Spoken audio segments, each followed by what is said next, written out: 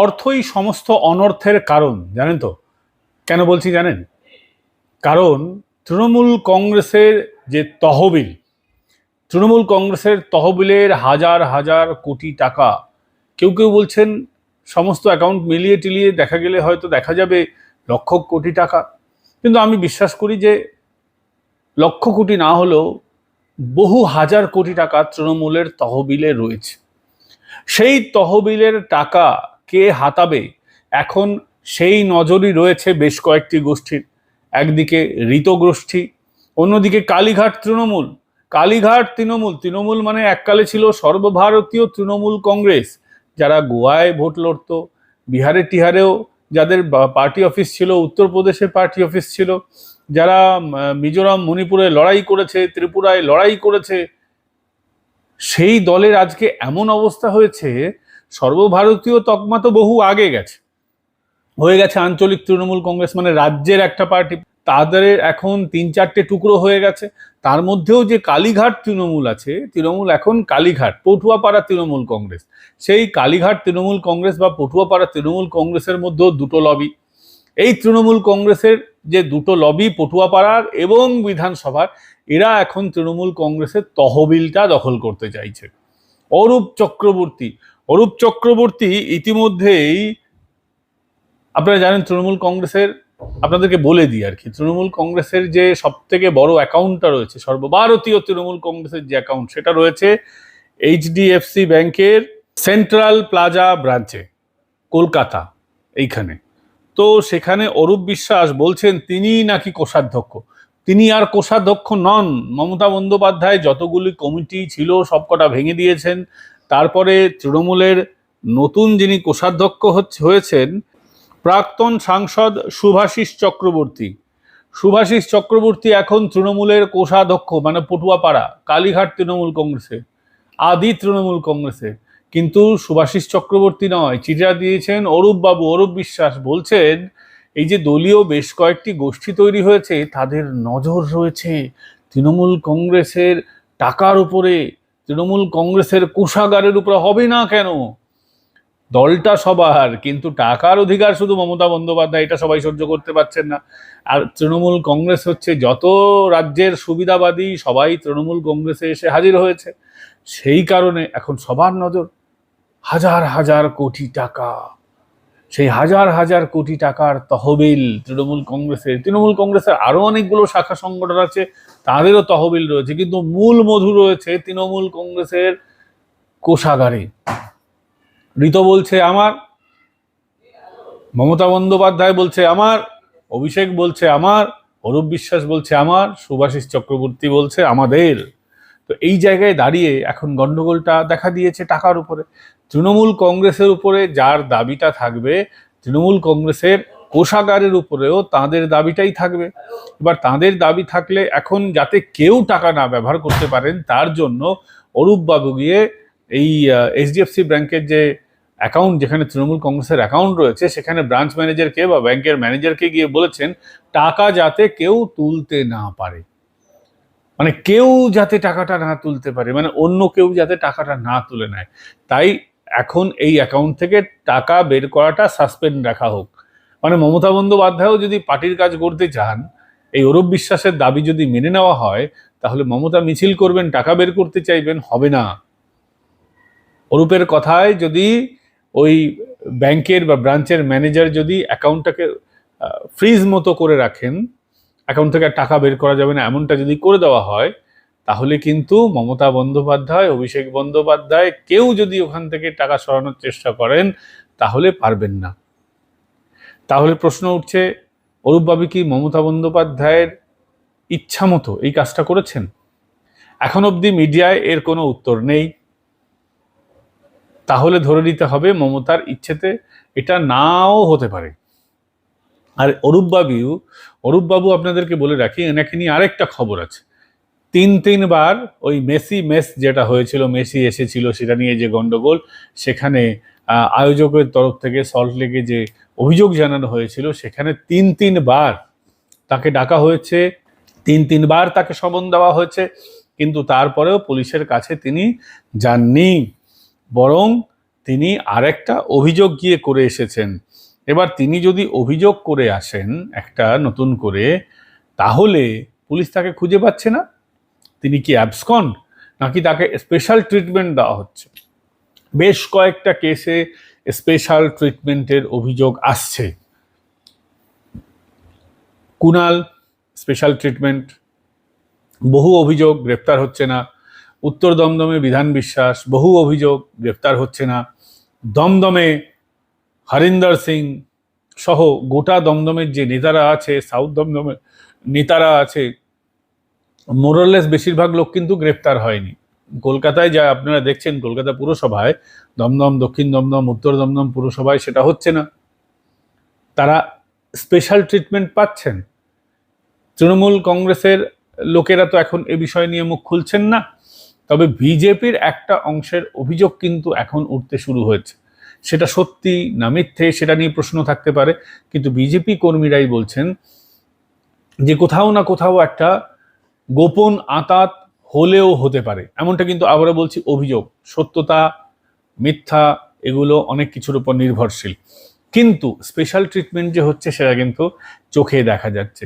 এদিকে এসব হচ্ছে, অন্যদিকে এই জমানাতেও সংবাদ মাধ্যমের উপরে কিন্তু শাসকের চক্ষুশূল নেমে আসছে, এমনটা কিন্তু একজন ইউটিউবার অভিযোগ করেছেন। অনেক সিনিয়র ইউটিউবার, আমাদের সঙ্গে সম্পর্ক ভালো, এই চ্যানেলেও আপনারা তার ভিডিও বেশ কয়েকটা দেখেছেন।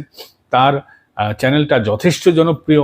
আমরাই তাদের কাছে এই শুদ্ধশীলদা, মানবদা, সন্ময়বাবু এদের দেখেই আমরা অ্যানালিসিসটা শুরু করেছিলাম। দীর্ঘদিন আমরা সাংবাদিকতা করেছি, কিন্তু কখনো ভাবিনি যে নিজস্ব স্বতন্ত্র সংবাদ মাধ্যম খুলবো, আমাদের এখানে বেশ কয়েকজন কাজবাজ করবেন। তো সেরকমই একজন শুদ্ধশীল ঘোষ, তার উপরে 1.5 বছর পুরনো একটা মামলা। তিনি ডিওয়াই চন্দ্রচূড়, সুপ্রিম কোর্টের চিফ জাস্টিস অফ ইন্ডিয়া, তাকে নিয়ে একটা ভিডিও বানিয়েছিলেন। 2 বছর পুরনো একটা মামলা, প্রায় 2-2.5 বছর পুরনো। সেই মামলায় তাকে গতকাল পুলিশ সামন করেছিল, মানে সামন তো আগেই করেছে, তিনি গতকাল চিঠি পেয়েছেন। 30শে মে তাকে দেখা করতে বলা হয়েছিল, কিন্তু তার ব্যাঙ্গালোরের অফিসে অনেক দেরি করে চিঠি পৌঁছেছে, তিনি দেরি করে জানতে পেরেছেন। তারপরে খবর তিনি বেশ কয়েকটা জানান, তারপরে বিষয়টা একটা ধামাচাপার পর্যায়ে গেছে, কিন্তু পুলিশ তাকে ডেকেছিল। তিনিও যেখানে যেখানে জানানোর, সব বিষয়টা আমি আর খোলসা করে বলছি না, সেটা যেহেতু তার থেকে আমি অনুমতি নিইনি তাই বলবো না, তবে জানি বটে। কিন্তু আজকে এটা হবে কেন? 3 বছর পুরনো মামলা, শুদ্ধশীল ঘোষকে কেউ চেনে না এমনটা নয়, পুলিশ জানে না এমনটা নয়, পুলিশ না জেনে কাউকে অভিযুক্ত করে না। তখন জানার পরেও আজকে কি কোনো অংশ থেকে আবার মিডিয়ার উপরে প্রেশার করার চেষ্টা হচ্ছে? প্রশ্ন কিন্তু উঠছে। এক একটা ক্ষেত্রে স্পেশাল ট্রিটমেন্ট হচ্ছে, যেমন অভিষেক বন্দ্যোপাধ্যায় স্পেশাল ট্রিটমেন্ট। 3-3 বার তাকে ডাকা হলো, কোনো কেসে গ্রেফতার নন। একটা কেসে শুধুমাত্র ওই সই জাল করার কেসে তার উপরে কোর্টের একটা রক্ষা কবচ রয়েছে, কিন্তু বাদবাকি কেসে তো নেই। বাদবাকি কেসে তো তাকে গ্রেফতার করা যায়। বারংবার আমরা বলছি কেন এই চোর ছ্যাচোরটা গ্রেফতার হবে না। অন্যদিকে দেখা যাচ্ছে যে আকাশ বিজয়বর্গীয়, কৈলাস বিজয়বর্গীয়, এদেরকে ডায়মন্ড হারবারের একটি সভায় আজ থেকে 6 বছর আগে অভিষেক বন্দ্যোপাধ্যায় কুকথা বলেছিলেন। সেখানে জবলপুর হাইকোর্ট, মানে মধ্যপ্রদেশের হাইকোর্ট, সেটাতে একটা গ্রেফতারি পরোয়ানাতে সাসপেনশন ছিল, সেটা তুলে নিয়েছে। অর্থাৎ অভিষেক বন্দ্যোপাধ্যায়ের বিরুদ্ধে নতুন করে গ্রেফতারি পরোয়ানা কিন্তু জারি হয়ে গেল। পুলিশ চাইলে যে কোনো মুহূর্তে অভিষেক বন্দ্যোপাধ্যায়কে কলকাতা থেকে গ্রেফতার করে মধ্যপ্রদেশে নিয়ে যেতে পারে। কিন্তু সেই প্রশ্ন উঠবে, অভিষেক বন্দ্যোপাধ্যায়কে গ্রেফতার করার সদিচ্ছা কি ভারতবর্ষের কোনো প্রান্তের পুলিশের আছে? পশ্চিমবঙ্গ পুলিশের কি আছে? বারংবার তাকে জিজ্ঞাসাবাদ, এবং জিজ্ঞাসাবাদের সময় আপনারা দেখেছেন অভিষেক বন্দ্যোপাধ্যায়কে যে ভিআইপি ট্রিটমেন্টটা দেওয়া হলো। আজকে তার বিরুদ্ধে যে অভিযোগটা করেছিলেন রাজীব বাবু, কোন অভিযোগটা বলুন তো? সল্ট লেকে, মানে ওই ডিজে বাজানোর কেসে সল্ট লেকে যেটা অভিযোগ দায়ের হয়েছিল, তারপর সেটাকে সাইবার ক্রাইম থানা নিয়েছিল, তারপর আলটিমেটলি ওই কেসটা সিআইডির কাছে গিয়ে পৌঁছয়। সিআইডি যে ভিআইপি ট্রিটমেন্ট দিয়ে তাকে গার্ড করতে করতে করতে ভিতরে নিয়ে গেল, কিন্তু যিনি অভিযোগকারী রাজীব দত্ত, তিনি শারীরিকভাবে অসুস্থ, তাকে লিফট ভবনে ইউজ করতে দেওয়া হয়নি, তাকে কোনো রকম গার্ড বা সিকিউরিটি দেওয়া হয়নি। অথচ অভিষেক বন্দ্যোপাধ্যায়কে ডাকা হচ্ছে, ঘন্টার পর ঘন্টা জিজ্ঞাসাবাদ করা হচ্ছে। আদৌ জিজ্ঞাসাবাদ করা হচ্ছে নাকি বসিয়ে রাখা হচ্ছে, কি হচ্ছে সবটা তো সামনে আসবে না। কিন্তু অভিষেক বন্দ্যোপাধ্যায় এত কিছুর পরেও বাইরে কেন? এই প্রশ্নের উত্তরটা কিন্তু আমরা এখন অবধি পাইনি, যেটা নিয়ে আমরা বারংবার বলছি, আগামী দিনেও বলবো। তবে অভিষেক বন্দ্যোপাধ্যায় কোনোভাবে খুব ভালো অবস্থাতে নেই। মানে তিনি যে দারুণ মজায় আছেন, ঘুরে বেড়াচ্ছেন এমন নয়। অভিষেক বন্দ্যোপাধ্যায় রাজনীতির বদলে পুলিশের চক্কর কাটছেন, আর তার পিসির পুলিশ তুলে নেওয়া হচ্ছে। আপনারা জানেন মমতা বন্দ্যোপাধ্যায় অলরেডি খবর হয়ে গেছে যে মমতা বন্দ্যোপাধ্যায় যে দুজন পিএসও ছিলেন, এছাড়াও মমতা বন্দ্যোপাধ্যায় পুরো যে সিকিউরিটি ব্যবস্থা সেটাকে তুলে নেওয়া হচ্ছে। কিন্তু মমতার সিকিউরিটি কমানো হয়নি। যারা দিনের পর দিন আইন না মেনে একজনের সিকিউরিটিতেই নিমজ্জিত ছিলেন। পুলিশের ডিউটি হচ্ছে ট্রান্সফারেবল জব। একটা ডিউটি করবেন, 2-3 বছর থাকবেন, নতুন তাকে ডিউটি দেওয়া হবে, নতুন থানায় পোস্টিং হবে, থানা থেকে ট্রাফিকে যেতে পারেন, যৌন ডিপার্টমেন্টে যেতে পারেন। কিন্তু মমতা বন্দ্যোপাধ্যায় দুজন যারা সিকিউরিটি ছিলেন, যাকে আপনারা সবসময় মমতার আশেপাশে ঘুরে বেড়াতে দেখেছেন, সেই দুজন ব্যক্তি দীর্ঘদিন তো কাজ করছেন এবং মমতার সিকিউরিটিতে যারা নিয়োজিত ছিলেন তারাও নিয়মের বহির্ভূতভাবে দীর্ঘদিন ধরে মমতার কাছে ছিলেন। মমতা তো কখনো আইন মানেননি, পুলিশ মন্ত্রী হলেও তিনি তো কোনো পুলিশের আইন টাইন কিছু মানতেন না। মমতা যেটা করবেন সেটাই হচ্ছে আইন। এবার মমতাকে সিকিউরিটি দেওয়া হচ্ছে, মমতা নাটক ফেদে বসেছেন, বলছেন চিনি না জানি না তাকে নেব না। মানে আপনার পছন্দের লোক হতে হবে। আপনি কি বাড়িতে বেয়ারা পুষছেন নাকি? আপনি কি বাড়িতে কোনো রাঁধুনি রাখছেন নাকি যে আপনার পছন্দের হতে হবে? যাকে যে কোনো পুলিশ, সবই আপনার পুলিশ। আপনার আমলে এদের চাকরি হয়েছে বেশিরভাগ লোকের। তো আপনি এতদিন মুখ্যমন্ত্রী ছিলেন, সবই আপনার পুলিশ ছিল, তখন আপনার অসুবিধা হয়নি। আজকে মুখ্যমন্ত্রী বদল হয়েছে, শুভেন্দু অধিকারী হয়েছেন। প্রত্যেক মুখ্যমন্ত্রী নিজের মতো করে কিন্তু সিকিউরিটি অ্যারেঞ্জমেন্ট করতেই পারেন, এটা তার অধিকারের মধ্যে পড়ে। এবার মমতাকে যখন সিকিউরিটি দেওয়া হচ্ছে, মমতা বলছেন নেব না নেব না নেব না। নেবেন না নেবেন না, কার কি যায় আসে, ভালোই হয়েছে ভাই। কিন্তু বলে বেড়াচ্ছেন মমতা সিকিউরিটি কমিয়ে দেওয়া হচ্ছে। মানে একটা মিথ্যে কথা বলার যে রাজনীতি শুরু করেছিলেন সেটা কিন্তু এখনো চলছে। আগামী দিনেও মমতা যতদিন বেঁচে থাকবেন মিথ্যার বেসাতির উপরেই রাজনীতি করবেন। মিথ্যে কথা বলার যদি কোনো প্রতিযোগিতা হতো, মমতা 1 নম্বর আসতেন, অলিম্পিক পেতেন, পদক পেতেন, বা গিনিস বুকে তার নাম হয়ে থাকতো মিথ্যে কথা বলায়, যদি রেকর্ডেড হতো বিষয়গুলো। এই জায়গায় দাঁড়িয়ে কালকে দেখলাম ডেরেক ওব্রায়েন নাটক করছেন। মমতার গেটের সামনে নিজের এসইউভি গাড়িটা লাগিয়ে দিয়েছেন, মমতা ভিতর থেকে তালা লাগিয়ে দিয়েছেন। এমন মমতার পাঁচিল যে কেউ টপকে চলে যেতে পারে। মমতার ওখানে সিকিউরিটি দিতে হবে, এটা হচ্ছে মোদ্দা কথা। সিকিউরিটি দেওয়া হচ্ছে, উনি যদি সিকিউরিটি না নিতে চান কে কি করবে? মানে এখনো বিরোধী দলে আছেন, হেরে গেছেন, এখনো যেটা মানে তিনি যা মনে করতেন আগের মতোই চালিয়ে যাবেন, এটা হতে পারে? কখনো হতে পারে না। কারণ মমতা বন্দ্যোপাধ্যায়ের দলের উপর থেকে কর্তৃত্ব চলে গেছে। লোকসভায় আরেকটা আপডেট আছে, স্পিকার ওম বিড়লা মমতা বন্দ্যোপাধ্যায়ের প্রিয় ভ্রাতুষ্পুত্র অভিষেক বন্দ্যোপাধ্যায়কে ডেকে পাঠিয়েছেন। অভিষেকের কাছে জবাব চাওয়া হবে। শ্রীমান অভিষেক বন্দ্যোপাধ্যায়, আপনার কোনো বক্তব্য আছে? আপনার দলের এতগুলো লোক ছেড়ে দিয়ে অন্য জায়গায় চলে গেছে, অভিষেক কি বলবেন? স্পিকার সাহেব আপনি মানবেন না, কিন্তু আইনে তো রয়েছে যদি 2/3 বেশি লোকে যদি অন্য কোথাও ভিড়ে যায় তাহলে কিছু করার নেই। তাহলে অভিষেক গিয়ে কি বলবেন? চিৎকার করবেন, চেঁচামেচি করবেন? এর আগেও আমরা দেখেছি যে তৃণমূল কংগ্রেসের লোকেরা লোকসভায় গিয়ে চেঁচামেচি করেছে। কেউ কেউ লুই ভুটোর ব্যাগ দেখাতো, 1.5 লাখি শাড়ি দেখাতো, আর কেউ কেউ শুধুমাত্র চু কিটকিট কিটকিট কিটকিট কিটকিট কিটকিট করতেন। এরা লোকসভাটাকে একটা নাটক করার জায়গাতে পরিণত হয়েছে। লোকসভা চালাতে 1 ঘন্টায় কয়েক কোটি টাকা খরচ হয়। এদের নাটক দেখার জন্য আমরা লোকসভায় এদেরকে পাঠাইনি। এখানে অভিষেক বন্দ্যোপাধ্যায়ের বলার মতো কিছু নেই। তার দলের লোকেরা কেন ছেড়ে চলে গেল অভিষেক বন্দ্যোপাধ্যায় বলবেনটা কি? আমার দোষে চলে গেছে? অভিষেক বন্দ্যোপাধ্যায়ের দোষেই তো সমস্ত লোকেরা তৃণমূল কংগ্রেসটা ছেড়ে দিচ্ছেন। তারপরও কি অভিষেক বন্দ্যোপাধ্যায় কোনো বোধ বুদ্ধি হবে? হলে কবে হবে? কি বলবেন? আপনাদের কি মনে হয় অবশ্যই কমেন্ট করে জানাবেন। একদিকে লোকসভায় চলে গেছে, অন্যদিকে ঋতব্রত বন্দ্যোপাধ্যায়, তাকে মান্যতা দিয়ে দিয়েছে হাইকোর্ট। এর আগে আমরা দেখছিলাম যে এটা নিয়ে প্রশ্ন উঠছিল। আগের দিন সরকার পক্ষকে সওয়াল করা হয়েছে, মানে অভিযোগকারী পক্ষের তরফেই রায় যাবে এমনটা মনে হচ্ছিল। বলা হচ্ছিল যে কেন মান্যতা দেওয়া হলো বিদ্রোহীদের, তার পক্ষে কি যুক্তি আছে।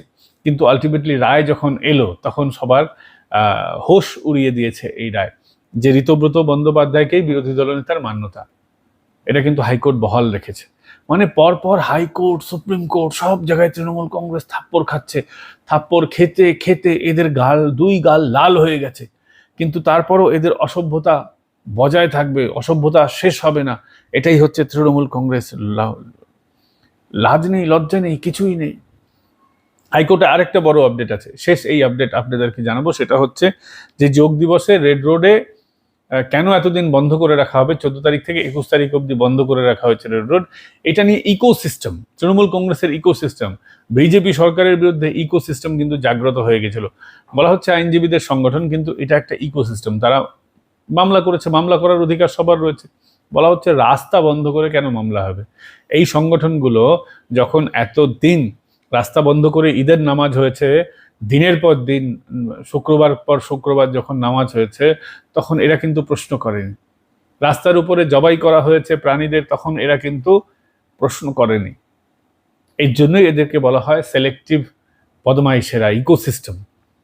এখনো এরা সরকারের পিছনে লাগার চেষ্টা করছে, তবু সরকারকেই এরা, হাইকোর্ট কিন্তু পক্ষ নিয়েছে। জাস্টিস সৌগত ভট্টাচার্য হাইকোর্টে তার বেঞ্চে, তার এজলাসে বেঞ্চে যোগ দিবসের অনুষ্ঠান রেড রোডে করা যাবে না, আইনজীবীদের সংগঠন যে মামলা সেটাতে কার্যত পাত্তাই দেয়নি হাইকোর্ট, বলেছে যে না, করতে পারবে।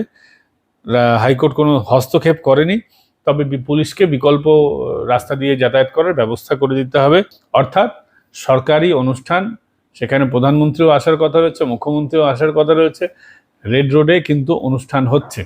এই টুলকিট গ্যাং বা হাইকোর্টের যে ইকোসিস্টেমটা রয়েছে, সরকার বিরোধী ইকোসিস্টেম, এরা যতই নানান দিক থেকে প্রেশারাইজ করার চেষ্টা করছে, কিন্তু আলটিমেটলি কোনো কাজ হচ্ছে না।